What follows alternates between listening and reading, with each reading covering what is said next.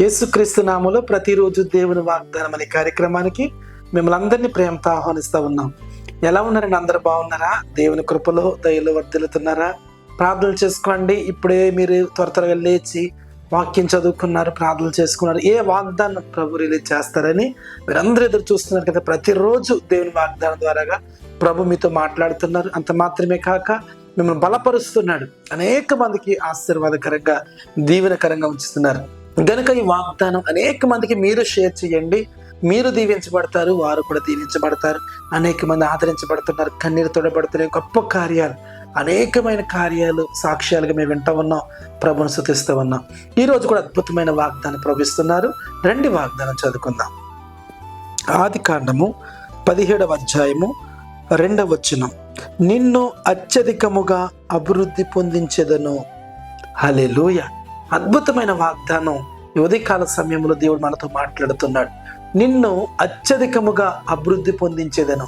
దేని బిడ్డలారా, ఈరోజు చాలా మంది వారు కష్టపడుతూ ఉన్నారు, శ్రమ పడుతున్నారు. చాలా మంది వారి వ్యాపారాల్లో, ఉద్యోగాల్లో దేవుడు వారికి ఇచ్చిన ఆలోచన బట్టి ముందుకు వెళ్తున్నారు, అభివృద్ధి లేదు. ప్రభు అంటున్నాడు, నిన్ను అత్యధికముగా అభివృద్ధి పొందించేదను. దేవుడు ఎంత అద్భుతమైన మాట ఈరోజు మీతో మాట్లాడుతున్నాడు. కుటుంబ పరంగా, వ్యాపార పరంగా, మీ పిల్లల పరంగా దేవుడు నిన్ను అత్యధికముగా అభివృద్ధి చేయబోతున్నాడు. ఘనమైన, ఆశ్చర్యమైన, మహిమ కలిగిన కార్యాలు మీరు చూడబోతున్నారు. మునిపెన్నడూ నీ జీవితంలో, పోయిన సంవత్సరాల్లో ఎన్నడూ చూడని అద్భుతాన్ని, ఆశ్చర్యకార్యాన్ని పరిశుద్ధాత్మ దేవుడు మీ కుటుంబాల్లో, మీ జీవితాల్లో జరిగించాలని ఇష్టపడుతుంది. దేవుని బిడ్డ, ఎక్కడ ఉండి వాగ్దానం వింటూ ఉన్నావు? ఎలాంటి పరిస్థితుల్లో ఉన్నావు? కన్నీటిలో ఉన్నారా?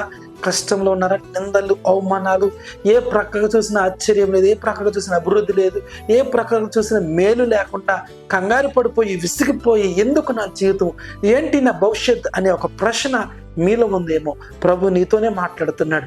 నిన్ను అత్యధికముగా అభివృద్ధి పొందించేదను. హల్లెలూయా. అత్యధికముగా, ఇప్పుడు నువ్వు కలిగిన దానికంటే కూడా అత్యధికముగా దేవుడిని దీవించబోతున్నాడు. అన్ని కోణాల్లో, అన్ని ప్రాంతాల్లో దేవుడు నలుదిశలా నిన్ను అభివృద్ధి పరచబోతూ ఉన్నాడు. మునుపెన్నడూ చూడని అభివృద్ధి, ఆశీర్వాదం మీ కుటుంబాల్లో చూస్తారు. చాలా మంది ఒకవేళ పడిపోయిన స్థితిలో ఉన్నారేమో, ఓడిపోయిన స్థితిలో ఉన్నారేమో, వ్యాపార పరంగా, కుటుంబ పరంగా, అన్ని విషయాల్లో కూడా అభివృద్ధి లేకుండా ఉన్నారా?